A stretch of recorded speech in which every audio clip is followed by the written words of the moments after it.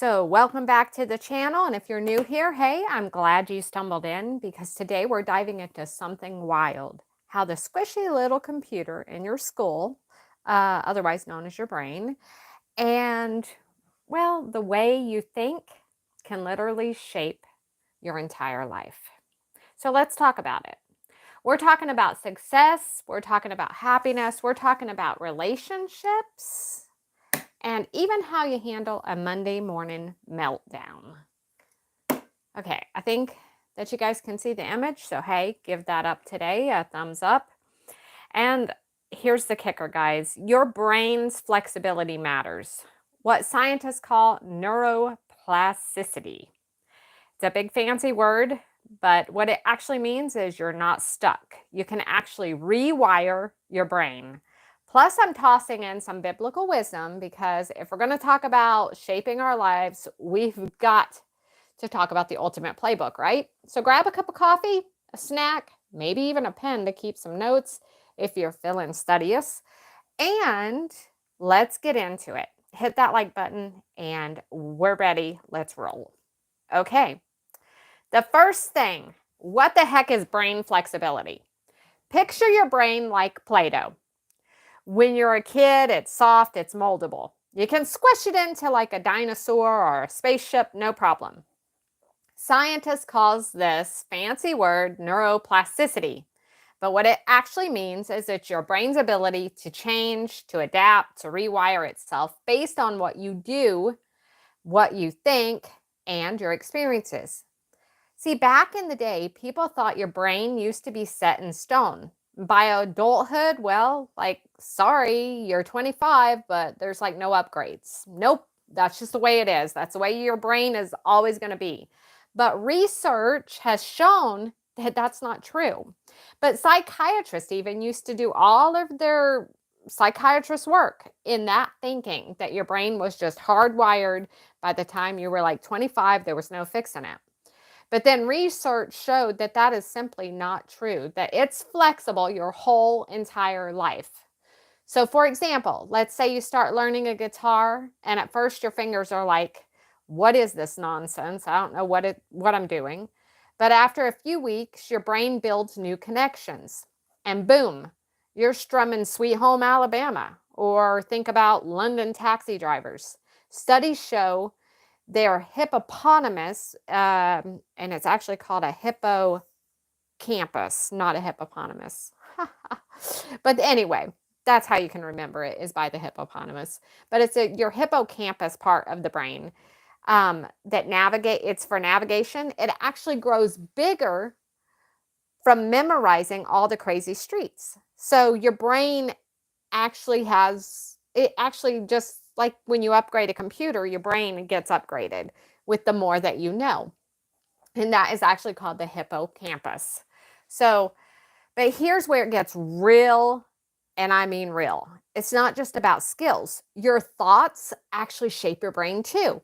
If you're always stressing out, like saying, oh no, I'm late, my boss hates me, the world's ending, your brain gets good at stress. It digs those worry grooves and it digs them deeper and deeper and deeper. So then before you even know it, you're just like, you're rewiring yourself to think about all those negative things first. That's the first thing you think about.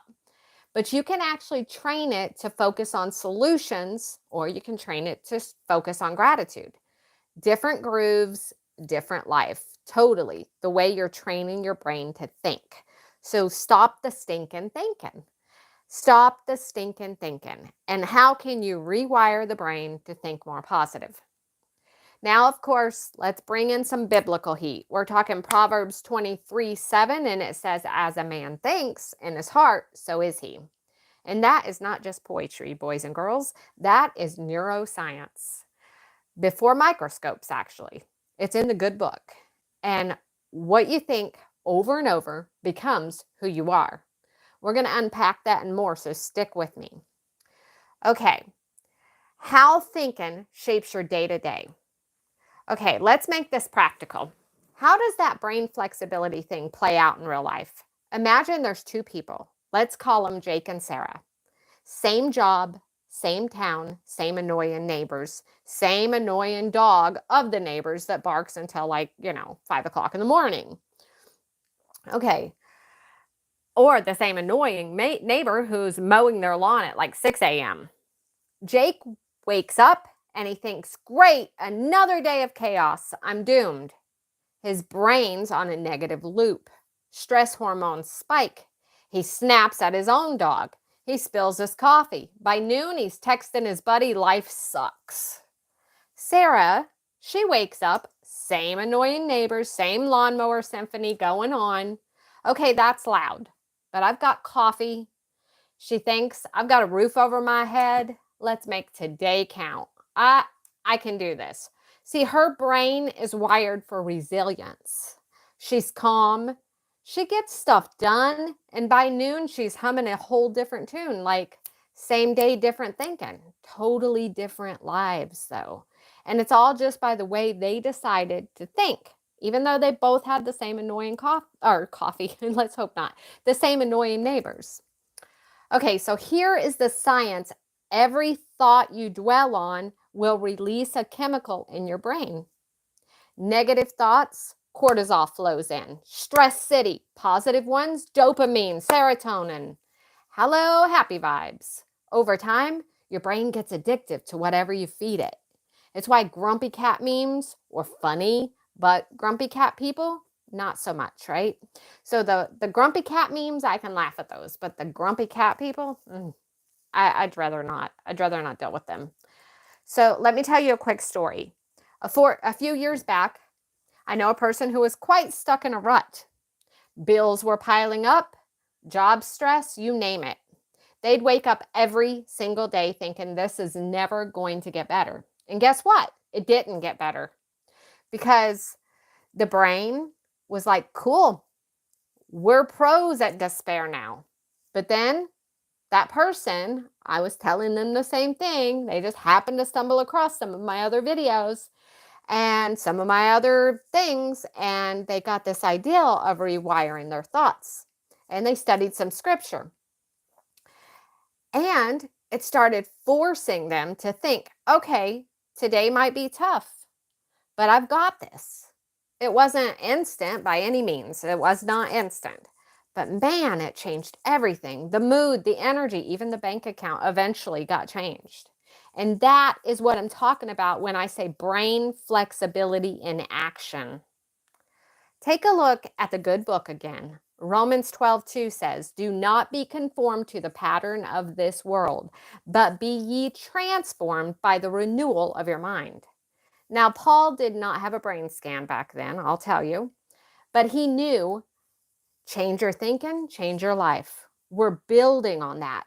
We're building on that right now. The good and the bad of brain flexibility. Okay, so here is the good news. Your brain is flexible. It means you're not stuck. Hate your temper because you can train it to be more patient. If you're bad at math, you can get better. Studies show even adults can learn new languages. Check out Duolingo if you want to, because that is pretty cool and there's a free version. Or Boost, and by the way, no paid advertising. I use it myself. But just boost your memory with practice because your brain's like, it likes to be challenged. And it says challenge accepted. It's beautiful. Like God gave us this built-in upgrade system if we actually use it. It's just easier not to use it and just go with the flow. But the flow is downstream. Okay, there is a flip side, and we have to talk about it. The flexibility cuts both ways. You feed your brain junk, like scrolling all day, obsessing over likes on your social media, or stewing over bitterness by somebody who did you wrong somewhere or another, and it's going to flex toward that. If you ever met someone who's just so good at complaining, that's their brain doing its job, expertly wired for misery. We've all met them, and we all don't want to be those people. And if you're that person today in any area that you wish you could just not be that, I'm here to tell you that you are in luck because you can rewire your brain. Think about habits too. For example, if you binge on Netflix or social media until 2 a.m. every single night, your brain adapts. Sweet, we're night owls now, is what it says. But if you're sitting in your house and you tell yourself, nope, today we're going to hit the gym or we're going to read instead. At first, it's going to feel really hard because your brain's been rewired. It's been wired the other way. It's like that, like you ever push a baby cart in the sand on the way to the beach. The first time you go to the beach, it's hard. But guess what? On the way back, it ain't as hard. And then say you forgot something, you had to go back to the hotel room. Now you have to push the baby cart back through the sand. Now it's getting easier and easier because that groove is getting deeper and deeper and deeper. So when you first rewire your brain, I want you to know it will be hard. Just like hitting the gym or reading instead of sitting there all day scrolling. But it is worth it and it gets easier. It rewires it. Okay. It just follows your lead is what I want to get at. And you can rewire it. And here is a fun one, guys. Research found that gratitude literally grows your prefrontal cortex. That's the part of your brain that handles decisions. Like, it also is the part of your brain making you feel a little more joyful. And one way you can actually do this is write down 3 things every single day. I don't care if you get a little index card. Write down 3 things every day you're thankful for every single day. And your brain's like, oh, we're doing this now. Cool. And what it's actually doing is it starts rewiring your brain to be more grateful and to look for more things that are positive. Remember the story I told previously about the same annoying neighbors and the same annoying dog? But when you rewire your brain, it just doesn't really matter. So rewire it for gratitude. If you do nothing else, write down every single day 3 things you're happy about, something you're thankful for. And at first, it's going to seem dumb. It really will. It'll feel like, why am I doing this? Like, why am I even wasting the pen and ink and paper for this? Because it may not feel like anything because you may have rewired your brain to feel so negative. And so this is going to take a process. But if you do it every single day, by day 30, you will notice you'll start looking for the good. It's the difference from the people who say, oh my goodness, everything's horrible. And then the people who start finding something that's good, even in all the horrible. Or the way we say it here in the South is, if there is horse crap, start looking for the horse. Because somewhere out there is the pony. Okay, Philippians 4:8 says, whatever's true, whatever's noble, whatever's right, whatever's pure, think about such things. That's not just moral advice. That's a brain hack from over 2,000 years ago. So I'm telling you, Scripture tells us that our stinking thinking will get us nowhere, and we have to rewire our brain as well. So how do you shape your life with your thoughts? Let's get practical. Let's get a little inspiring.